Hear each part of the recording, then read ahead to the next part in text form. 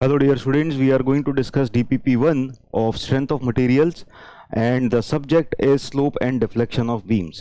तो बेसिकली यहाँ पर ज़्यादातर क्वेश्चंस स्टैंडर्ड रिजल्ट से ही आते हैं, आपको स्टैंडर्ड रिजल्ट्स याद रखने हैं और स्टैंडर्ड रिजल्ट्स का डायरेक्ट एप्लीकेशन आता है। तो पहला क्वेश्चन देखते हैं। If a simply supported beam of span L carries a point load W at mid span then downward deflection under the load will be. तो ये सिंपल सा स्टैंडर्ड रिजल्ट है। सिंपली सपोर्टेड बीम है, simply supported beam के बीचों बीच में एक point load act कर रहा है। तो ये हमारी सिंपली सपोर्टेड बीम है और आपको इस तरह से यहाँ पर दो सिंपल सपोर्ट्स हैं और बीचों बीच में पॉइंट लोड एक्ट कर रहा है, यानी this point load W is acting at mid point और यहाँ पर this length is L/2, this length is L/2 और मिड स्पैन पर जो मैक्सिमम डिफ्लेक्शन आएगा that you have to calculate और ये होता है WL3/48 EI। So correct answer will be option C, standard result. ठीक, नेक्स्ट चलते हैं। For a beam as shown in the figure the deflection at C is. तो यहाँ पर ये जो बीम है अंडर द लोड डिफ्लेक्शन पता करना है। तो इससे पिछले वाले केस में क्या था, ये लोड सिमेट्रिकली एक्ट कर रहा था, दोनों तरफ L/2 था। यहाँ पर ये लोड थोड़ा सा सेंटर से थोड़ा सा दूर सरक के है और इस लोड के अंदर जो डिफ्लेक्शन आएगा ये होता है 3a²b² WA²b² अपॉन 3EIL। ठीक है, तो correct answer will be option B. Next question पर चलते हैं। A beam is supported with equal overhangs over the two support. तो ये एक ओवरहैंगिंग बीम है और इसका कोई स्टैंडर्ड रिजल्ट आपके पास नहीं है, है ना। You are not having any standard result. पर क्या इसको ऐसे फॉर्मेट में कन्वर्ट किया जा सकता है जिस फॉर्मेट का स्टैंडर्ड रिजल्ट हो आपके पास? देखते हैं। अगर स्टैंडर्ड रिजल्ट नहीं है तो इस बीम को ही कन्वर्ट करेंगे ऐसे फॉर्मेट में जिसका स्टैंडर्ड रिजल्ट हमें पता है। ठीक है, चलो तो पहले क्वेश्चन पढ़ते हैं। Beam is supported with equal overhangs over the to supports, each overhang is A। तो ये जो दोनों के दोनों ओवरहैंग है इनकी लेंथ है A, ये वाला लेंथ A और ये वाला लेंथ A। ठीक है, दोनों ओवरहैंग्स की लेंथ है A and A supported span and supported span is L। तो ये जो सपोर्टेड स्पैन है ये L है, length L। The deflection of the mid point of the beam due to two concentrated loads W each acting on two ends is. तो यहाँ पर दो कंसंट्रेटेड लोड्स एक्ट कर रहे हैं, एक कंसंट्रेटेड लोड यहाँ पर, एक कंसंट्रेटेड लोड यहाँ पर, दोनों कंसंट्रेटेड लोड्स हैं W। ठीक है, इस तरह से ना इसका कोई स्टैंडर्ड रिजल्ट आपको नहीं पता, तो हम क्या करेंगे, इसको ऐसे फॉर्मेट में कन्वर्ट कर लेंगे जिसका स्टैंडर्ड रिजल्ट हमको पता है। तो देखो हम क्या करेंगे, लोड शिफ्ट करेंगे, इस W को यहाँ पर लगा देंगे और इस W को यहाँ पर लगा देंगे। जब इस तरह से हम लोड शिफ्ट करेंगे तो हमको किस तरह की सिचुएशन मिल जाएगी, हम इस बीम को इतना कर देते हैं। ठीक है, दिस इज द बीम और यहाँ पर जो सपोर्ट हैं ये इस तरह से आ गए हैं। जब लोड्स को हमने यहाँ पर शिफ्ट कर दिया तो इतने पार्ट की ज़रूरत नहीं है। वैसे आप कंफ्यूज ना हो जाओ तो चलो मैं पूरा बना ही देता हूँ, वरना आपको लगेगा कि सर ने तो मतलब कुछ ज़्यादा ही गड़बड़ कर दिया, इतना ज़्यादा भी चेंज नहीं करना चाहिए बीम को। चलो तो इस तरह से कर दिया, हम ना बस लोड शिफ्ट कर रहे हैं। ठीक है, घबराने वाली बात नहीं है, आप लोग घबरा जाते हो। तो देखो इस लोड को हमने यहाँ शिफ्ट कर दिया, ये आ गया W। ठीक है, इस लोड को हमने यहाँ शिफ्ट कर दिया, ये आ गया W। लेकिन एक चीज़ जो गायब हो गई है इस शिफ्टिंग में वो क्या है, मोमेंट। जब लोड यहाँ पर लग रहा था तब इसकी वजह से एक मोमेंट भी आ रहा था W × A, और जब लोड यहाँ पर लग रहा था तो इसकी वजह से यहाँ पर मोमेंट आ रहा था। तो यहाँ पर इस W की वजह से क्लॉकवाइज मोमेंट आ रहा था, W नीचे लग रहा है इस पॉइंट के about, sorry anti clockwise movement आ रहा है। ठीक है, एंटी क्लॉकवाइज मूवमेंट आ रहा है, तो ये यहाँ पर हमने एंटी क्लॉकवाइज मूवमेंट लगा दिया और मूवमेंट होगा कितना, मूवमेंट होगा फोर्स इंटू परपेंडिकुलर डिस्टेंस, यानी ये मूवमेंट हो जाएगा W × A। WA ये मोमेंट हो गया। ठीक है, अब यहाँ पर लोड लग रहा है, इस लोड की वजह से इस जगह पर मोमेंट कितना आ रहा होगा, क्लॉकवाइज मोमेंट आ रहा होगा W × A। इस तरह से इसको रोटेट करने की कोशिश कर रहा है, तो W × A ये क्लॉकवाइज मोमेंट आ गया। ठीक है, अब आप देखो कि ये जो दोनों लोड W है, W सीधे के सीधे सपोर्ट्स के ऊपर है, तो इन लोड्स W का कोई असर नहीं होने वाला बीम के ऊपर। ठीक है, बीम के डिफ्लेक्शन के ऊपर, स्लोप के ऊपर कहीं पर भी कोई असर नहीं होने वाला, क्योंकि ये वाला लोड W सीधे सीधे ये सपोर्ट रेजिस्ट कर देगा, इसका बीम पे कोई असर नहीं आएगा। ठीक है, सिमिलरली ये वाला जो लोड W है ये सीधे सीधे डायरेक्टली सपोर्ट के ऊपर है। जब सपोर्ट के ही ऊपर बैठा हुआ है लोड तो बीम के ऊपर थोड़ी कुछ आएगा, बीम के ऊपर बेंडिंग वगैरह नहीं आएगी, यहाँ पर सपोर्ट है ना। बीम के ऊपर बेंडिंग कब आएगी, जब इस तरह से सपोर्ट से थोड़ा सा दूर यहाँ पर लगेगा। ठीक है, तो यानी इन W का इफेक्ट, कहने का मतलब है इन W का इफेक्ट कुछ भी नहीं है, खत्म इफेक्ट। ठीक है, अब तो एक काम करते हैं, इन W को हटा भी देते हैं, है ना, ताकि जो यूजफुल इंफॉर्मेशन नहीं है उसको हटा दिया जाए तो पिक्चर ज़्यादा क्लियर हो जाती है। तो पिक्चर को ज़्यादा क्लियर करने के लिए इस डब्ल्यू को हटा ही देते हैं, ठीक है। Let us remove these two W, इन दोनों को हटा दिया। अब देखो क्या मिलती जुलती सी कुछ पिक्चर क्लियर हो रही है, कुछ समझ में आ रहा है कि इस बीम का, इस तरह का जो सिस्टम है, इसका हमारे पास स्टैंडर्ड रिजल्ट है। इसका स्टैंडर्ड रिजल्ट क्या है, जब दोनों तरफ इक्वल एंड अपोजिट मूवमेंट लग रहे होते हैं तब स्लोप कितना होगा, तब डिफ्लेक्शन कितना होगा, तो ये हमें पता है। तो सेंटर पर जो डिफ्लेक्शन आएगा, इसका डिफ्लेक्टेड शेप थोड़ा सा समझो, इसका डिफ्लेक्टेड शेप कुछ इस तरह का बनेगा और यहाँ से स्ट्रेट लाइन होगा एकदम एग्जैक्ट, ठीक है, ऐसा, ठीक है ना। ठीक है, हमने जो स्टैंडर्ड रिजल्ट पढ़ा था वो इस तरह का पढ़ा था कि जब हमने मोमेंट ऐसे लगाए थे, है ना, जब मोमेंट ऐसे लगाए थे तो इसका डिफ्लेक्टेड शेप ऐसे होगा, और जब मोमेंट्स इनके उल्टे हो जाएंगे तो डिफ्लेक्टेड शेप ऊपर की तरफ चला जाएगा, ठीक है। चलिए, तो यहाँ पर जो डिफ्लेक्शन मिलता है, डेल्टा मैक्स मिलता है, वो कितना मिलता है इस केस में, delta max will be equal to ml² upon 8EI, ठीक है। This is the deflection. Now moment कितना है हमारे पास, मोमेंट है दोनों तरफ WA, तो मोमेंट की जगह लिखेंगे WA L² अपॉन 8EI, तो करेक्ट आंसर हो जाएगा WA L² upon 8EI, option B is the correct answer. Clear.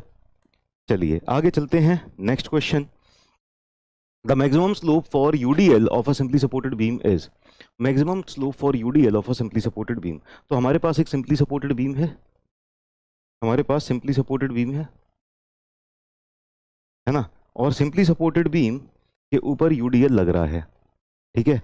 इसका डिफ्लेक्टेड शेप कैसे बनेगा, deflected shape will be something like this, इस तरह से इसका डिफ्लेक्टेड शेप बनेगा, और यहाँ पर जो मैक्सिमम स्लोप आएगा, this maximum slope theta max कितना हो जाएगा UDL की वजह से, UDL की वजह से ये जो थीटा मैक्स हो जाएगा, this theta max will be equal to WL³ upon 6EI, WL³ upon 6EI, maximum slope simply supported beam, sorry simply supported beam है हमारे पास, कैंटिलीवर बना दी, ठीक है। तो ऐसी सिली मिस्टेक्स हमसे भी हो जाती हैं, ठीक है। तो हमारे पास सिंपली सपोर्टेड बीम है, तो आपको कैंटिलीवर का भी रिजल्ट याद हो गया है ना, कैंटिलीवर का भी रिवाइज हो गया। चलिए, सिंपली सपोर्टेड बीम का UD इलेक्ट कर रहा है, तो जब सिंपली सपोर्टेड बीम के ऊपर UD इलेक्ट कर रहा है तब क्या होगा, सिंपली सपोर्टेड बीम के ऊपर जब UD इलेक्ट करेगा तो दोनों एंड्स के ऊपर आपको थीटा मैक्स देखने को मिलेगा, और ये थीटा मैक्स की वैल्यू क्या होगी, theta max in this case will be equal to WL³ upon 24EI, ठीक है। अब बोनस चीज यहाँ पर डेल्टा मैक्स देख लेते हैं, डेल्टा मैक्स कितना होगा, डेल्टा मैक्स हो जाएगा 5WL⁴ अपॉन 384EI, और अगर ये फिक्स सपोर्ट होते तो यहाँ पर और यहाँ पर स्लोप 0 हो जाता, और बीच में जो डिफ्लेक्शन मिलता वो इसका 1/5 होता, यानी उसमें से ये 5 हट जाता, अकेला WL⁴ अपॉन 384EI आ जाता, ठीक है। तो हमसे पूछा गया था थीटा मैक्स, तो थीटा मैक्स का करेक्ट आंसर हो जाएगा ऑप्शन ए। चलिए नेक्स्ट क्वेश्चन पर चलते हैं। A cantilever beam is subjected to concentrated load W at the mid point of the span. Cantilever beam है हमारे पास, we are given cantilever beam, और कैंटिलीवर बीम पे concentrated load W at the mid point, concentrated load W at the mid point, ठीक है। पूछा क्या गया है, the slope at the free end will be, ठीक है, स्लोप एट फ्री एंड। तो देखो यहाँ पर ना स्पैन की लेंथ नहीं बताई है, स्पैन की लेंथ नहीं बताई है तो थोड़ा सा कंफ्यूजन हो सकता है कि इसको L और L इस तरह से ले लें क्योंकि मिड पॉइंट पर है, या फिर L/2 और L/2 ऐसे ले लें। तो हम पहले तो ट्राई करेंगे, देखो कई बार एग्जाम में ऐसे क्वेश्चन आ जाते हैं कि पूरी इन्फॉर्मेशन नहीं दी रहती, तो पहले जो हमारा कॉमन सेंस कहता है उसके हिसाब से चलेंगे। अगर मिड पॉइंट पर दिया है तो ये पूरा स्पैन L होगा, ये L/2 ये L/2 होगा, तो इस तरह के कॉमन सेंस के हिसाब से चलते हैं, देखते हैं आंसर मैच होता है तो बहुत अच्छी बात है, और अगर इससे आंसर मैच नहीं होगा तो फिर क्या करेंगे, यहाँ पर L और यहाँ पर L लेंगे, उससे करेंगे सॉल्व, ठीक है। तो this is L/2, this is L/2, concentrated load एकदम मिड पॉइंट पर लग रहा है, इसका डिफ्लेक्टेड शेप कैसा होगा, तो डिफ्लेक्टेड शेप समझना जरूरी है। डिफ्लेक्टेड शेप ऐसा होगा क्योंकि इतने पार्ट में बेंडिंग आ रही है, और फिर जो आगे का पार्ट होगा ना, आगे के पार्ट पे बेंडिंग नहीं आएगी, ये बेंड नहीं करेगा, एकदम सीधा सीधा इस तरह से डिफ्लेक्ट होगा, ठीक है ना। तो पूछा क्या गया है, slope at the free and, slope eight free and आप कैलकुलेट करोगे या स्लोप यहां पर कैलकुलेट करोगे, दोनों जगह स्लोप तो सेम होगा, स्ट्रेट लाइन का स्लोप तो कांस्टेंट होता है, ठीक है। तो यहां पर भी स्लोप, यहां पर भी स्लोप, दोनों जगह पर जो स्लोप होगा वो सेम होगा, ठीक है। Same slope will be getting. तो यहां पर जो स्लोप होगा, let us say this point is A, this point is B, this point is C, तो थीटा बी है ना, और यहां पर जो स्लोप होगा थीटा सी, दोनों बराबर होंगे, theta B equal to theta C. तो हमें कैलकुलेट करना है theta C, we want theta C, but since theta C is equal to theta B, हम कैलकुलेट कर लेते हैं theta B. Theta B calculate करेंगे तो इसकी वजह से जो यहाँ पर स्लोप आता है, ये क्या आता है, W L square upon 2 EI, ठीक है। Will be getting W L square upon 2 EI, लेकिन एल की जगह हमको क्या रखना है, एल की जगह रखना है L/2, तो W L/2 square upon 2 EI। मेरे ख्याल से आप सबको स्टैंडर्ड रिजल्ट्स याद होंगे, याद नहीं है तो ये क्वेश्चंस अगर आप खुद से प्रैक्टिस करोगे ना लिख लिख के, तो क्वेश्चंस प्रैक्टिस करते करते स्टैंडर्ड रिजल्ट्स याद हो जाएंगे। और अगर आप आलस दोगे कि चलो सिर्फ पढ़ लेंगे बस क्वेश्चन देख लिया, खुद से लिख के प्रैक्टिस करने की क्या जरूरत है, तो मेरी बात मानो, आप भूल जाओगे, आपको याद नहीं होने वाले, ठीक है ना। आप भ्रम में जी रहे हो फिर कि हाँ हमको सब याद हो जाएगा, लेकिन असलियत में सही बात बताऊं, आपको याद नहीं होने वाला। आप अनिरुद्ध सर को दोष दोगे कि अनिरुद्ध सर ने अच्छा नहीं पढ़ाया। खैर, यहाँ पर थीटा भी आ रहा है W L square upon 8EI, W L square upon 8EI, answer match कर रहा है, correct answer is option D. चलिए नेक्स्ट क्वेश्चन पर चलते हैं। Next question, A simply supported beam A of length L carries a central point load W। तो हमारे पास एक सिंपली सपोर्टेड बीम है और इसका नामकरण संस्कार है A। तो सिंपली सपोर्टेड बीम का नाम है A और इस बीम के ऊपर central point load W act कर रहा है। तो सेंट्रल पॉइंट लोड, बीचों बीच में एक लोड W एक्ट कर रहा है, ठीक है। Another beam is B is loaded with a uniformly distributed load, ठीक है। तो दूसरी बीम है, इसका नामकरण संस्कार है बीम B और इसके ऊपर UDL एक्ट कर रहा है और इस UDL का टोटल लोड W है शायद, such that the total load on the beam is W। तो ये टोटल लोड पूरा मिला के जो लोड है W, तो मान लो लोडिंग इंटेंसिटी है हमारी W, ठीक है ना। तो W पर मीटर लेंथ है, तो ये जो लोडिंग इंटेंसिटी है ना W, इसके हिसाब से अगर देखें कि टोटल लोड W कैसे आएगा, तो W into L, loading intensity into length अगर कर दें तो हमारे पास टोटल लोड W आ जाएगा, ठीक है। ये बात क्लियर है। लोडिंग इंटेंसिटी अगर स्मॉल w होती है, ये मैंने क्लास में बताया ना, लोडिंग इंटेंसिटी अगर स्मॉल w होती है तो इस लोडिंग टोटल लोड कैसे फाइंड आउट करते हैं, लोडिंग इंटेंसिटी इनटू जितनी लेंथ पर ये लोड ऐड कर रहा है उस लेंथ को मल्टीप्लाई कर देंगे तो टोटल लोड आ जाएगा। तो यहाँ पर हमको दे रखा है टोटल लोड w है, ठीक है। तो आंसर हमको कैपिटल W के ही रिस्पेक्ट में निकालना है, हालांकि लोडिंग इंटेंसिटी स्मॉल w है। चलो, तो ये हो गई बीम A और ये हो गई beam B। This is beam A, this is beam B, है ना। ये दोनों बीम्स है हमारे पास। अब पूछा क्या गया है, ratio of maximum deflections between beam A and beam B। तो रेशियो ऑफ मैक्सिमम डिफ्लेक्शन बताओ, इस वाले केस में मैक्सिमम डिफ्लेक्शन कितना आता है, यहाँ पर आएगा डेल्टा ए लिख देते हैं। ए वाली बीम का जो डिफ्लेक्शन आ रहा है मैक्सिमम डिफ्लेक्शन, ये हो जाता है WL³ अपॉन 48EI, ठीक है। स्टैंडर्ड रिजल्ट याद होने चाहिए, बिना स्टैंडर्ड रिजल्ट के कुछ ना होना, ठीक है। अब CS बीम B, इस वाले केस में जब पूरे में बीम पे UDL लग रहा है, UDL के केस में जो मैक्सिमम डिफ्लेक्शन आता है वो क्या आता है, 5WL⁴ अपॉन 384EI, ठीक है। अब यहाँ पर स्मॉल w इंटू एक L है ना, स्मॉल w इंटू L को कैपिटल W लिख लेते हैं, तो 5WL³ अपॉन 384EI, है ना, क्योंकि small w into L capital W के बराबर है। अब हमसे पूछा है delta A upon delta B, इसका रेशियो क्या होगा, delta A upon delta B। अगर आप देखोगे इसका रेशियो कितना होगा, तो ये आ जाएगा 384 अपॉन 5 इंटू 48, ठीक है ना। तो अगर आप कैंसिल आउट करोगे तो ये हो जाएगा 8/5, आपको delta A upon delta B मिल जाएगा 8/5। 8/5 will be the correct answer, ठीक है। तो 8/5 correct answer is option B, option B सही आंसर है, ठीक है। चलिए नेक्स्ट क्वेश्चन पर चलते हैं। Next question, 2 cantilever beams A and B are shown in figure. तो हमारे पास 2 कैंटिलीवर बीम है, बीम A और बीम B, ठीक है। क्या पूछा गया है, the ratio of maximum deflection of beam A to beam B। तो यहाँ पर ये जो कैंटिलीवर बीम है, इस पे पूरे के पूरे स्पैन के ऊपर लोडिंग कर रखी है, पूरे के पूरे स्पैन के ऊपर लोडिंग कर रखी है। मैक्सिमम डिफ्लेक्शन कहाँ पर आएगा, यहाँ पर आएगा, ठीक है। यहाँ पर इस बीम के ऊपर सिर्फ आधी लेंथ L/2 लेंथ तक लोडिंग कर रखी है, आधी लेंथ पे कोई लोडिंग नहीं है ना। तो यहाँ पर मैक्सिमम डिफ्लेक्शन कहाँ पर आएगा, इस जगह पर ही मैक्सिमम डिफ्लेक्शन आएगा, ठीक है। तो मैक्सिमम डिफ्लेक्शन का रेशियो कैलकुलेट करना है। तो पहले वाले का तो बहुत आसान है, ये रही बीम ए, ठीक है, और ये रही बीम बी। तो maximum deflection delta max of beam ए ये हो जाएगा WL की पावर 4 अपॉन 8 EI, ठीक है।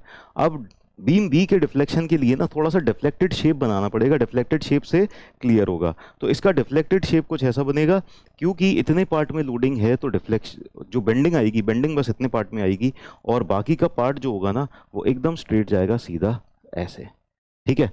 तो ये चीज़ हमको पता है। अब यहाँ पर जो मैक्सिमम डिफ्लेक्शन आएगा ना, मैक्सिमम डिफ्लेक्शन को कैलकुलेट करने के लिए हमको क्या करना पड़ेगा, दो कंपोनेंट्स को ऐड करना पड़ेगा। यहाँ वाला जो कंपोनेंट हो जाएगा ना, ये हो जाएगा मिड पॉइंट का डिफ्लेक्शन, ये वाला मिड पॉइंट पर जितना डिफ्लेक्शन आ रहा है दैट, और प्लस थीटा इनटू लेंथ। तो यहाँ पर जो एंगल आ रहा है ये पॉइंट मान लेते हैं, देखो ये पॉइंट मान लिया ए, ये पॉइंट मान लिया बी, ये पॉइंट मान लिया सी, ठीक है ना। तो ये वाला जो डिफ्लेक्शन हो जाएगा ये हो जाएगा डेल्टा बी, डेल्टा बी, ठीक है, ये डेल्टा बी के बराबर आ गया। और ये वाला जो डिफ्लेक्शन आ जाएगा ना, इतना पार्ट, ये आ जाएगा theta B into this length, theta B into this length. ये वाली लेंथ कितनी है, L/2, तो ये हो जाएगा थीटा बी, इसको नीचे लिख देता हूँ मैं, ठीक है, थीटा बी इंटू L/2। इन दोनों का समीशन कर देंगे, तब आपको maximum deflection at point B मिल जाएगा। ये मैंने क्लास में भी आपको बहुत अच्छे से एक्सप्लेन कर दिया था कि ऐसा क्यों होता है ना। तो यहाँ पर लिख लेते हैं delta B plus theta B into L/2, deflection of point B, delta B, इसको ना ये वाला डेल्टा लिख देते हैं, ठीक है ना, डेल्टा बी, ये वाला डेल्टा लिख देते हैं, क्योंकि दोनों डेल्टा बी एक जैसे हो जाएंगे तो कंफ्यूजन होगा। So delta B plus theta B into L/2। ना ये वाला डेल्टा बी कितना हो जाएगा, ये हो जाएगा, फॉर्मूला यही वाला लग जाएगा, फॉर्मूला यही वाला लग जाएगा, WL की पावर 4 अपॉन 8 EI। बस अंतर क्या रहेगा, यहाँ पर हमने टोटल लेंथ L ली थी क्योंकि पूरे में लोडिंग थी, यहाँ पर इतने वाले स्पैन की लोडिंग की वजह से हम देख रहे हैं यहाँ पर डिफ्लेक्शन, तो यहाँ पर L की जगह L/2 रखेंगे। तो ये हो जाएगा WL/2 की पावर 4 अपॉन 8 EI, ठीक है। ये डेल्टा बी आ गया, प्लस थीटा बी कितना होता है, थीटा बी होता है हमारे पास स्लोप एट पॉइंट बी, ये होता है WL³ अपॉन 6 EI। लेकिन अगेन L की जगह हमको L/2 रखना पड़ेगा, है ना।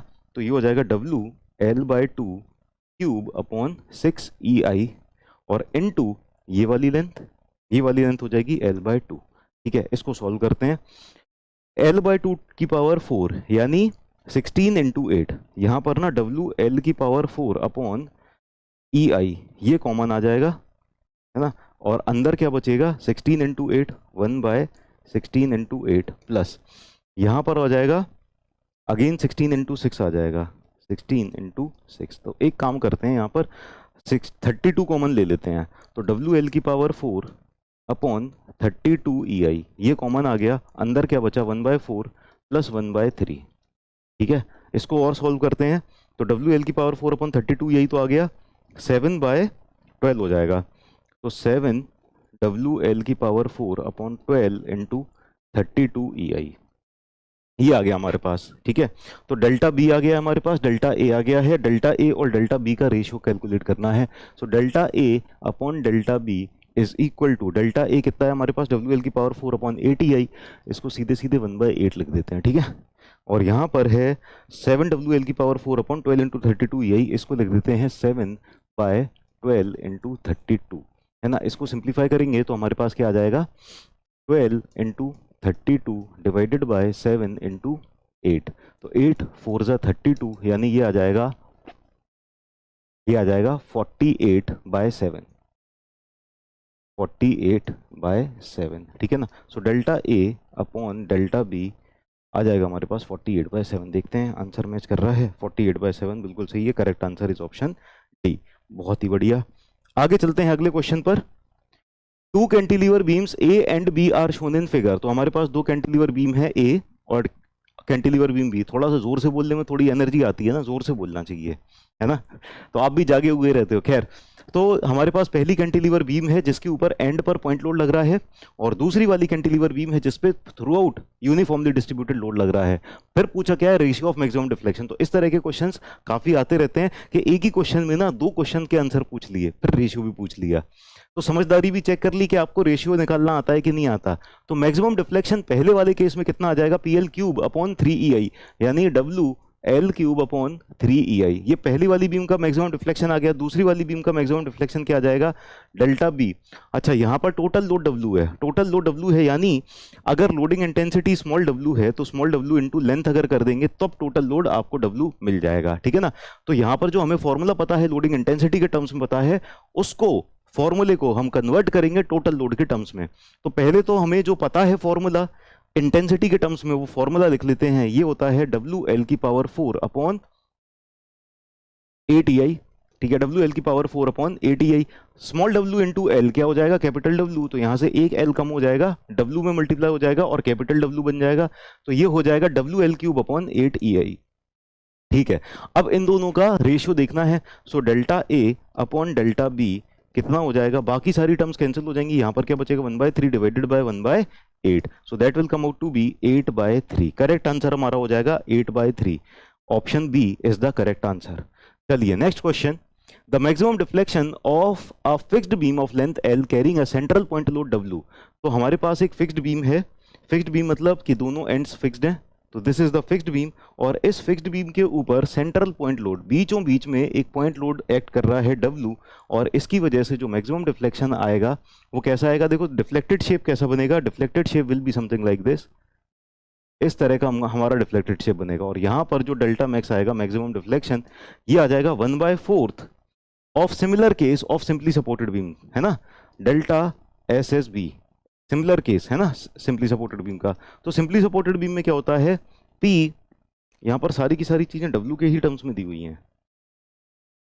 SSC JEE में W से प्यार है और गेट वगैरह में P से प्यार है, ठीक है। तो यहाँ पर W लिखते हैं फिर अपन। तो यहाँ पर जो 1/4 ये हो जाएगा WL³ अपॉन कितना आता है सिंपली सपोर्टेड बीम में, 48EI, 48EI, है ना। तो इसका 1/4 हो जाएगा, तो ये हो जाएगा WL³ अपॉन 192EI। तो correct answer will be 192EI, WL³ upon 192EI, ठीक। नेक्स्ट क्वेश्चन पर चलते हैं। The product of Young's modulus E and moment of inertia I, ये क्या होता है, तो EI होता है फ्लेक्सुरल रिजिडिटी, फ्लेक्सुरल रिजिडिटी। तो आपको इतना तो समझ में आता है कि अगर किसी मेंबर को मोड़ना, बेंड करना मुश्किल है तो उसकी फ्लेक्सुरल रिजिडिटी ज़्यादा है, ज़्यादा फ्लेक्सुरली रिजिड है तो आप उसको उतना ही मुश्किल से मोड़ पाओगे, और फ्लेक्सुरल रिजिडिटी कम है मतलब लुंजुर पुंजुर सा है तो आप उसको आसानी से मोड़ दोगे, ठीक है। अब ऐसे ही फ्लेक्सर में फ्लेक्सुरल रिजिडिटी होती है ना, ऐसे ही AE होती है, किसमें AE होती है, एक्सियल में। एक्सियल डायरेक्शन में आपने देखा होगा delta is equal to PL upon AE, हर जगह आप AE यूज करते हो, ठीक है ना। तो ये AE क्या होता है, axial rigidity, axial rigidity. Axial rigidity का मतलब है कि आप अलोंग द एक्सिस की डायरेक्शन में अगर उसको एलोंगेट करना ज्यादा मुश्किल है तो उसकी एक्सियल रिजिडिटी ज्यादा है, और अगर आसानी से एलोंगेट हो जाता है तो एक्सियल रिजिडिटी कम है। ऐसे ही GIP होता है torsional rigidity, GIP torsional rigidity. Torsional rigidity का मतलब है, टॉर्जनल रिजिडिटी का मतलब है कि उसको मरोड़ना जितना ज़्यादा मुश्किल है उसकी GIP उतनी ज़्यादा है, और जिस मटेरियल की या जिस मेंबर की GIP कम हो जाएगी उसको आप आसानी से मरोड़ पाओगे, ठीक है ना। तो EI क्या हो जाएगा, EI हो जाएगा flexural rigidity. Correct answer is option C. Next question पर चलते हैं। A simply supported beam A of length L, breadth B and depth D carries a central point load W, ठीक है। हमारे पास एक सिंपली सपोर्टेड बीम है A, फिर से 2 बीम्स आ गई, ये 2 बीम से बड़ा प्यार है इनको, है ना, 2 क्वेश्चन एक क्वेश्चन में पूछ लेते हैं। तो हमारे पास एक सिंपली सपोर्टेड बीम है A, ठीक है, इसकी लेंथ है L, ब्रेड्थ है B, डेप्थ है D, carries a central point load W, ठीक है। यहाँ पर central point load W act कर रहा है, ये बीम A है। अगली beam same length same depth, लेकिन ब्रेड्थ को डबल कर दिया, विड्थ को डबल कर दिया, तो B बीम में क्या हो गया है, width is doubled, B is doubled, ठीक है। अब क्या पूछ रहे हैं, है same length depth, deflection of the beam will be कितने टाइम्स हो जाएगा, है ना, 1/4 हो जाएगा, 1/2 हो जाएगा, डबल हो जाएगा, 4 टाइम्स हो जाएगा। तो दूसरी वाली बीम का डिफ्लेक्शन, अब देखो बाकी सारी चीजें सेम है। डिफ्लेक्शन का फॉर्मूला देखते हैं। डिफ्लेक्शन का फॉर्मूला क्या होता है, WL3/48EI, ये डिफ्लेक्शन का फॉर्मूला है। अब ए बीम में और बी बीम में क्या अंतर है, बस एक अंतर है कि इसकी विड्थ डबल कर दी गई है।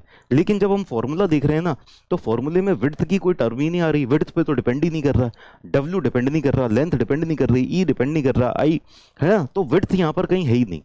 लेकिन एक फैक्टर है जो खुद विड्थ पर डिपेंड करता है, डायरेक्टली विड्थ ना दिखाई दे रही हो, लेकिन इनडायरेक्टली इसके अंदर विड्थ है। कहां पर है विड्थ, आई के अंदर। आई का फॉर्मूला क्या होता है, आई होता है हमारे पास BD³/12। रेक्टेंगुलर बीम के लिए मोमेंट ऑफ इनर्शिया होता है BD³/12। Moment of inertia is BD³/12, यानी विड्थ को अगर डबल कर दिया तो आई भी डबल हो जाएगा, है ना। If width is doubled then I will also be doubled, ठीक है। तो डिफ्लेक्शन जो है that is inversely proportional to I, ये चीज क्लियर है ना। विद डिफ्लेक्शन इनवर्सली प्रोपोर्शनल है आई के, और I is directly proportional to width, I is directly proportional to width, यानी इससे हम क्या कह सकते हैं, deflection is inversely proportional to width, ठीक है। यानी कि अगर विड्थ को डबल कर दिया तो डिफ्लेक्शन आधा हो जाएगा, है ना। अगर विड्थ को डबल कर दिया तो डिफ्लेक्शन आधा हो जाएगा। तो deflection is inversely proportional to width if width, तो लिख लेते हैं आई गेट्स,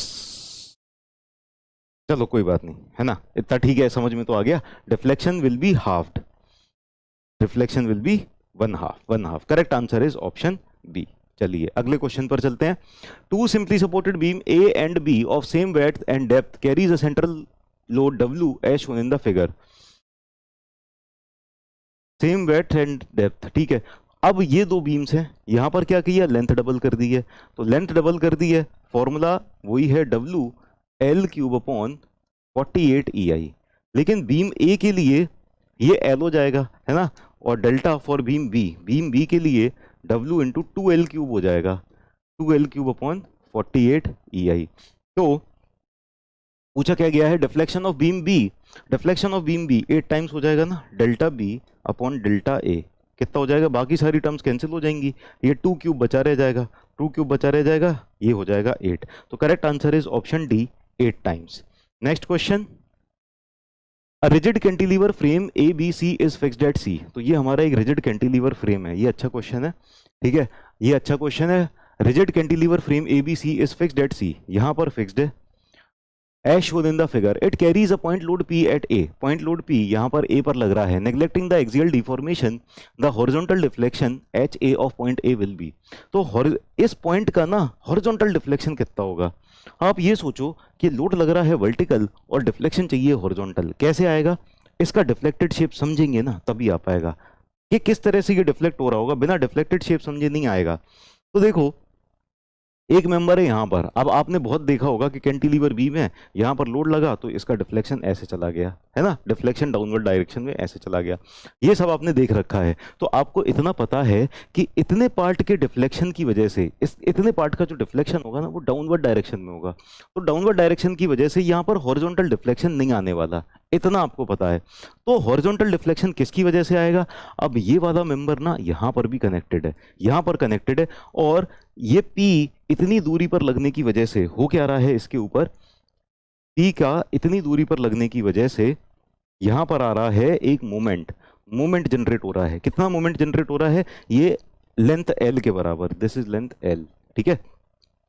तो P इंटू लेंथ L यहां पर लग जाएगा मोमेंट, कितना हो जाएगा ये PL, ये मोमेंट लग जाएगा। This is height H, this is height H, ठीक है। अब यहां पर जो डिफ्लेक्शन होगा that is horizontal deflection, horizontal deflection आएगा, ये कुछ इस तरह का आ जाएगा, this will be the horizontal deflection. Now this horizontal deflection delta H, ये कितना हो जाएगा, अब ये वाला जो केस है ना ये ऐसा बन गया, अब ध्यान दो, ये वाला केस ऐसा बन गया कि यहाँ पर कैंटिलीवर बीम है और कैंटिलीवर बीम के ऊपर एक मोमेंट लग रहा है और इसकी वजह से हमको डिफ्लेक्शन देखना है, ठीक है। ये वाले पार्ट की वजह से कोई भी हॉरिजॉन्टल डिफ्लेक्शन नहीं आएगा, इस पार्ट की वजह से, इस पार्ट की वजह से आएगा सिर्फ वर्टिकल डिफ्लेक्शन। हॉरिजॉन्टल डिफ्लेक्शन आएगा इस वाले पार्ट की वजह से। तो इस वाले पार्ट के ऊपर जो मोमेंट लग रहा है ना वो हमने ट्रांसफर कर दिया, ठीक है। अब आप कहोगे सर पी भी तो ट्रांसफर कर दो, चलो पी भी ट्रांसफर कर दिया, लेकिन ये जो पी है ना ये एक्सियल डिफ्लेक्शन देगा, इसकी वजह से भी हॉरिजॉन्टल डिफ्लेक्शन नहीं आना, तो इसको कंसिडर करने की जरूरत नहीं है। हमको हॉरिजॉन्टल डिफ्लेक्शन पूछा गया है तो जिस चीज की वजह से हॉरिजॉन्टल डिफ्लेक्शन आ रहा है बस उसको कंसिडर करेंगे, ठीक। तो यहां पर हमने मोमेंट लगाया और इस मोमेंट की वजह से क्या आ जाएगा, ये वाला डिफ्लेक्शन आ जाएगा, ठीक है। तो जितना ये वाला डिफ्लेक्शन होगा ना वो अगर इस बीम को ऐसे कर दिया जाए तो यहां पर हॉरिजॉन्टल डिफ्लेक्शन होगा वो। और ये फॉर्मूला क्या है, ml²/2EI, ये डिफ्लेक्शन का। तो डेल्टा एच क्या हो जाएगा, ml²। लेकिन अब लेंथ कितनी लेनी है, ये वाली लेंथ लेनी है, this length we have to take. तो mh²/2EI। मोमेंट कितना लग रहा है यहाँ पर, PL लग रहा है, तो ये हो जाएगा PLh²/2EI, this will be delta H, ठीक है। तो करेक्ट आंसर हो जाएगा हमारा PLh²/2EI, तो correct answer will be option A, option A. तो ये थोड़ा सा अच्छा क्वेश्चन था जिसमें आपको थोड़ा सा दिमाग लगाना पड़ता है कि किस तरह से डिफ्लेक्टेड शेप बन रहा है। हॉरिजॉन्टल डिफ्लेक्शन निकालने के लिए कौन सा पार्ट कंसीडर करना पड़ेगा, कौन सा पार्ट नहीं कंसीडर करना पड़ेगा, इतना आप सोच पाओगे तो इस तरह का क्वेश्चन आप सोल्व कर लोगे। हालांकि ये गेट का आया हुआ क्वेश्चन था, ठीक। आगे चलते हैं नेक्स्ट। 4 मीटर लॉन्ग बीम, हमारे पास 4 मीटर लॉन्ग बीम है तो बीम बना देते हैं 4 मीटर लंबी, ये रही 4 मीटर लंबी बीम, ठीक है।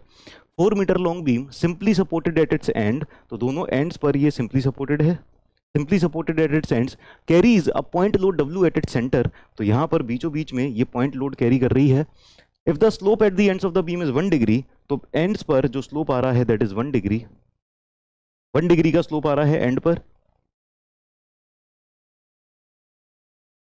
ठीक है। This slope is 1 degree, 1 degree का स्लोप आ रहा है, ठीक है। चलिए अब क्या पूछा है, if the slope at the ends of the beam is 1 degree then the deflection at the centre, तो सेंटर पे डिफ्लेक्शन पूछ लिया। ये तो बड़ी खतरनाक सी बात होगी, ये दिया कुछ पूछा कुछ, कोई फॉर्मूला वॉर्मूला लग नहीं रहा है ना। तो चलो समझते हैं, पहले जो जानकारी दी हुई है उस जानकारी को ही रखते हैं, देखते हैं क्या मिलता है आगे। तो सबसे पहला काम क्या करेंगे, जो जानकारी दी है, अभी हमें नहीं पता कि मतलब क्या हो रहा है क्या नहीं हो रहा, लेकिन जानकारी क्या दी है, जानकारी दी है हमें थीटा दिया हुआ है और थीटा का फॉर्मूला भी हमको पता है। तो थीटा का जो फॉर्मूला है वो लिख लेते हैं, ये हो जाएगा WL²/16EI। चलिए नाउ इतनी जानकारी हमको पता है तो थीटा लिख लेते हैं, थीटा कितना है। अच्छा यहाँ पर थीटा दिया हुआ है डिग्रीज में, और हम थीटा किस में रखते हैं, किस में आता है ये थीटा, रेडियन में आता है। जब भी आपको यहाँ पर इस तरह से दिया हो तो आपको रेडियन में कन्वर्ट करके लिखना है। तो 1 डिग्री है, इसको क्या करो π/180 डिग्री से डिवाइड कर दो, मल्टीप्लाई कर दो, मतलब π/180 डिग्री से, डिग्री डिग्री कैंसिल हो जाएगा, आपका रेडियन बचेगा, ठीक है। तो ये आ गया थीटा रेडियन में। अब यहाँ पर क्या है, अच्छा लेंथ भी दी है, 4 मीटर की लेंथ दी है, तो अभी लेंथ की वैल्यू नहीं रख रहे हैं, बाद में रखेंगे। इसको रख देते हैं WL²/16EI। चलिए इतना काम कर दिया हमने, ये वाला पार्ट आ गया। अब इसके आगे चलते हैं, पूछा क्या गया है, पूछा क्या गया है, अब उस पर चलते हैं। तो जो हमसे पूछा गया है, हमसे पूछा गया है मैक्सिमम डिफ्लेक्शन, यहाँ पर डेल्टा, ठीक है। डेल्टा इसका फॉर्मूला भी हमको पता है, फॉर्मूला पता है WL³/48EI, 48EI। यानी अब ऐसा लग रहा है कि कुछ हम कर सकते हैं। हम क्या कर सकते हैं इसके अंदर, हम ना L/16 × 3, 16 3 48 होता है ना, 16 × 3, तो एक काम करते हैं L/3 कॉमन ले लेते हैं, तो यहाँ पर अंदर बचा हमारे पास WL²/16EI, WL²/16EI। क्या बात है, अरे देखो अब WL²/16EI आ गया वहाँ पर भी, तो इसकी तो वैल्यू हमको पता है ना, π/180 पता है, तो ये हो जाएगा डिफ्लेक्शन L/3 × π/180, ठीक है। लेंथ हमको कितनी दी है, 4 मीटर, तो 4 मीटर इसको कन्वर्ट कर देते हैं mm में, तो 4000/3 × π/180, ये आ गया। सॉल्व करें ज़रा कितना आ रहा है, तो ये आ रहा है हमारा 4000 × π, 4000 × π डिवाइडेड बाय 3 डिवाइडेड बाय 180, ये आ गया हमारे पास 23.27 mm। क्या बात है, 23.27 mm। तो कभी कभी ऐसा होता है कि हमको नहीं पता कि कैसे प्रोसीड करना है, हम क्या करेंगे, जो जानकारी दी हुई है वो लिखेंगे, जो जानकारी पूछी हुई है वो लिखेंगे, फिर देखेंगे क्या रिलेशनशिप बन रहा है, किस तरह से आ सकता है। तो रास्ता आधे चलने पे कई बार आगे का रास्ता दिख जाता है, ठीक। तो करेक्ट आंसर हो गया इसका सी। आगे चलते हैं। ये क्वेश्चंस अगर आप खुद से पहले प्रैक्टिस करते हो ना, दिमाग लगाते हो और फिर आप सॉल्यूशन देखते हो, तब आपको ज़्यादा क्लियर होता है। तो मैं हमेशा आपको ये इंकरेज करूंगा कि खुद की प्रैक्टिस हर चीज़ से ऊपर है। अगर आप खुद से प्रैक्टिस नहीं कर रहे हो, खासकर सोम और स्ट्रक्चर जैसे सब्जेक्ट में, क्योंकि यहाँ पर न्यूमेरिकल ज़्यादा है, तो थ्योरी पढ़ते पढ़ते रहने से कुछ नहीं होता। न्यूमेरिकल्स की इंपॉर्टेंस, न्यूमेरिकल्स अच्छे समझ में तभी आते हैं जब खुद से प्रैक्टिस करोगे। बिना खुद से प्रैक्टिस किए न्यूमेरिकल समझ जाओ तो ऐसा कभी नहीं होने वाला। मैथ जैसे सब्जेक्ट में, सोम स्ट्रक्चर जैसे सब्जेक्ट में, इन सब में नहीं होता। चलिए, slope at both ends of the fixed beam will be, आहा ये कितना आसान क्वेश्चन। ऐसे क्वेश्चन हमेशा रहे ना तो कोई प्रैक्टिस करने की जरूरत ही नहीं है, देख देख के ही समझ जाओगे। लेकिन न्यूमेरिकल को प्रैक्टिस करने की जरूरत पड़ती है। तो फिक्स्ड एंड पर स्लोप क्या होता है? फिक्स्ड एंड पर स्लोप हमेशा जीरो होता है ना, पढ़ रखा है हमने। Correct answer is option A. ठीक है, अब आगे next question, the ratio theta A and theta B for the beam as shown in the figure. तो ये पूरी की पूरी सिमेट्रिकल बीम है, सिमेट्रिकल बीम है। यहां पर जो रोटेशन हो रहा है, सेम रोटेशन यहां पर होगा, थीटा ए और थीटा बी बराबर बराबर हो जाएंगे, तो इनका रेशियो हो जाएगा 1। Correct answer is option C. Next, the shear force in a beam V and the displacement V. अच्छा, एक बड़ा v है और एक छोटा v है। वैसे हम डिस्प्लेसमेंट क्या लिखते हैं बीम के अंदर? y से डिनोट करते हैं ना, y से, लेकिन यहाँ पर v से डिनोट किया हुआ है। तो कोई बात नहीं, हम पहले लिखेंगे y के टर्म्स में, फिर बाद में क्वेश्चन के हिसाब से v के टर्म्स में कन्वर्ट कर देंगे। ठीक है, तो शियर फोर्स हमारे पास कैपिटल V है और डिस्प्लेसमेंट है small v। They are related by, ऐसे तो कोई रिलेशनशिप हमने नहीं देखे शियर फोर्स और डिस्प्लेसमेंट में, है कि नहीं? लेकिन हमने एक रिलेशनशिप देखा है डिस्प्लेसमेंट में और बेंडिंग मोमेंट में। क्या देखा है? डबल इंटीग्रेशन मेथड के अंदर हमने देखा था कि E I D square Y by D X square is equal to bending moment होता है, ये हमने देखा था, है ना। अब इसका डिफरेंशिएशन कर दें, डिफरेंशिएशन कर दें। वैसे हम इंटीग्रेट करते हैं उसमें, लेकिन यहां पर हमको डिफरेंशिएट करना पड़ेगा। डिफरेंशिएट करते हैं, डिफरेंशिएट करेंगे तो हमको क्या मिल जाएगा? E I D cube Y by D X cube is equal to D M by D X. अब आप कहोगे कि सर ये डिफरेंशिएट क्यों किया? ये डिफरेंशिएट इसलिए किया क्योंकि यहाँ पर m था और m की जगह हमको चाहिए क्या? v, शियर फोर्स चाहिए। तो बेंडिंग मोमेंट और शियर फोर्स का रिलेशनशिप आपको शियर फोर्स और बेंडिंग मोमेंट वाले चैप्टर में बताया गया था। क्या था? D M by D X is equal to V होता है। तो ये जो D M by D X है ये किसके बराबर हो जाएगा? ये v के बराबर हो जाएगा। तो y और v के बीच में जो रिलेशनशिप है ये रहा, E I D cube Y by D X cube is equal to V, shear force. ठीक है ना, बस y की जगह हम क्या कर रख देंगे? छोटा v रख देंगे। तो E I D cube small v divided by D X cube is equal to capital v। ठीक है ना, D cube V by D X cube E I V के बराबर। Correct answer is option B. ठीक है, चलिए next question, a simply supported beam and a fixed beam are of same span, same uniform flexural rigidity, if they are subjected to same UDL over the entire span, deflection at the center in the case of fixed beam। तो ये तो हमने देखा था ना कि simply supported beam के case में जब UDL लग रहा होगा, ठीक है, तो इसका डिफ्लेक्शन हो जाएगा 5WL की पावर 4 अपॉन 384 EI। और जब फिक्स्ड बीम के केस में जब UDL लग रहा होगा तब यहां पर डिफ्लेक्शन आ जाएगा WL की पावर 4 अपॉन 384 EI। तो यानी कह सकते हैं कि सिंपली सपोर्टेड बीम का जो डिफ्लेक्शन है ना वो फिक्स्ड बीम के डिफ्लेक्शन के 5 गुना ज्यादा है, या फिर उल्टा कह सकते हैं कि फिक्स्ड बीम का जो डिफ्लेक्शन है वो सिंपली सपोर्टेड बीम के 5 गुना कम है। तो यहां से देखते हैं, half, 1/4, 3/4, 1/5, 1/5 of the deflection at the centre of simply supported beam. तो correct answer is option D. Next question पर चलते हैं, a cantilever of length L carries a concentrated load. Cantilever है हमारे पास, लेंथ एल है कैंटिलीवर बीम की, cantilever beam के ऊपर एंड पे कंसंट्रेटेड लोड W एक्ट कर रहा है एट दी फ्री एंड। ठीक है, ये लोड W एक्ट कर रहा है। अब आगे क्या पूछा है? If the length of the cantilever is doubled the deflection at the free and for the same load. तो डिफ्लेक्शन जो होता है वो होता है WL cube upon 3EI, WL cube upon 3EI। अब अगर लेंथ को डबल कर दिया तो उसका क्यूब हो जाएगा ना 2L का। तो शुरुआत में डिफ्लेक्शन Δ1 था, बाद में Δ2 क्या हो जाएगा? W into 2L cube upon 3EI, है ना। तो Δ2 अपॉन Δ1 कितना हो जाएगा? 8 टाइम्स हो जाएगा। ठीक है, correct answer is 2 times 2 Guna, 2 times 4 Guna, 2 times 6 Guna, 2 times 8 गुना। ये भी ना खतरनाक काम करते हैं, 2 टाइम्स 2 गुना होता है या 4 टाइम्स 4 टाइम्स 4 गुना, 6 टाइम्स 6 गुना, 8 टाइम्स 8 गुना। ठीक है, अरे अरे अरे अरे अरे, हाँ ठीक है, 8 टाइम्स 8 गुना। तो correct answer will be option D.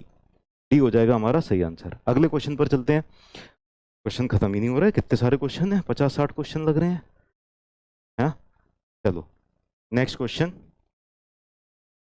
PL cube upon 3EI is the deflection under the load P of a cantilever beam. Modulus of elasticity E, moment of inertia I, strain energy due to bending is. तो PL cube upon 3EI ये कैसा है? अगर यहां पर load P लग रहा है ना, तो इसके एंड पर जो डिफ्लेक्शन आता है, डिफ्लेक्शन ये आता है PL क्यूब अपॉन 3EI। ठीक है, ये डिफ्लेक्शन हमको पता है।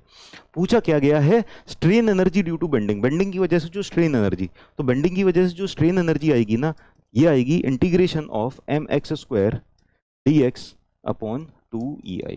ठीक है, तो यहां पर इंटीग्रेट करना पड़ेगा। तो एक काम करते हैं, इंटीग्रेट करने के लिए ना मोमेंट देखो हर एक सेक्शन पर अलग अलग है, तो किसी एक जनरल सेक्शन पर डिस्टेंस ले लिया यहाँ से x डिस्टेंस, x डिस्टेंस पर हम कैलकुलेट कर लेंगे कि यहाँ पर मोमेंट कितना है, बेंडिंग मोमेंट कितना है। आप लोग बताओ यहाँ पर कितना बेंडिंग मोमेंट आ रहा होगा? p लोड लग रहा है, x डिस्टेंस पर है, ये वाला सेक्शन लिया और इसके इस सेक्शन के इस तरफ के सारे मोमेंट्स को ऐड कर देते हैं। कितना मोमेंट आ रहा है? p फोर्स की वजह से p इंटू एक्स मोमेंट आ रहा है, बस एक ही तो फोर्स है जिसकी वजह से मोमेंट आएगा। तो मोमेंट कितना आ जाएगा? p इंटू एक्स आ जाएगा, लेकिन नेगेटिव साइन के साथ। नेगेटिव साइन क्यों? क्योंकि ये इस तरह से जा रहा है। क्या करा रहा है? ये हॉगिंग करा रहा है ना। टॉप पे टेंशन, बॉटम में कंप्रेशन, बीम को रुला रहा है ना। जब बीम को रुला रहा है तो क्या आ जाएगा? नेगेटिव बेंडिंग मोमेंट, माइनस, तो माइनस पी एक्स हो जाएगा। तो यहां पर अच्छा, और इंटीग्रेट कहां से कहां तक करेंगे? जीरो से स्टार्ट करेंगे। एक्स की वैल्यू कहां से शुरू होगी? जीरो से। तो इस पॉइंट से इस पॉइंट तक जाते जाते जीरो से लेके लेंथ एल, पूरी लेंथ एल कवर हो जाएगी। So this is length L, है ना। तो जीरो से स्टार्ट करेंगे एल लेंथ तक, जीरो टू एल इंटीग्रेट करेंगे। एम एक्स कितना आ जाएगा? एम एक्स हो जाएगा हमारे पास माइनस पी इंटू एक्स। ठीक है, तो M X minus P X का whole square D X upon 2EI। ठीक है, तो यहां पर सारी की सारी जो कांस्टेंट टर्म्स हैं वो इंटीग्रेशन के बाहर निकाल देते हैं। माइनस माइनस प्लस हो जाएगा, या पी स्क्वायर बाहर आ जाएगा, 2EI बाहर आ जाएगा। इंटीग्रेशन क्या बचेगा? एक्स स्क्वायर डी एक्स का इंटीग्रेशन बचेगा। आगे चलते हैं अगले पेज पर। एक्स स्क्वायर का इंटीग्रेशन क्या हो जाएगा? एक्स क्यूब बाय 3 हो जाएगा। एक्स स्क्वायर का इंटीग्रेशन हो जाएगा एक्स क्यूब बाय 3। तो स्ट्रेन एनर्जी क्या आ जाएगी? P square upon 2EI। X square का इंटीग्रेशन हो जाएगा एक्स क्यूब बाय 3, और यहाँ पर इंटीग्रेशन होगा 0 to L. 0 to L integration करेंगे, ये आ जाएगा P square L cube upon 2 3 जा 6EI। ठीक है, तो इतनी आ जाएगी total strain energy stored in cantilever beam. Strain energy stored in cantilever beam ये आ जाएगी। ठीक है, क्लियर है?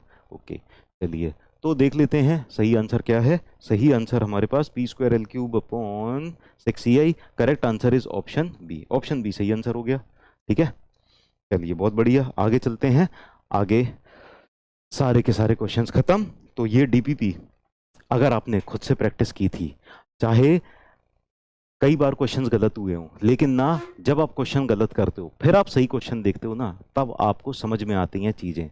तो खुद से बहुत ज़्यादा प्रैक्टिस करने की ज़रूरत है। Self study, self practice is very important in examination. अगर ये आप कर रहे हो, खुद से प्रैक्टिस कर रहे हो, डेफिनेटली सिलेक्शन होगा, अदरवाइज सर को दोष दोगे। मिलते हैं अगले सेशन में। Bye bye, take care.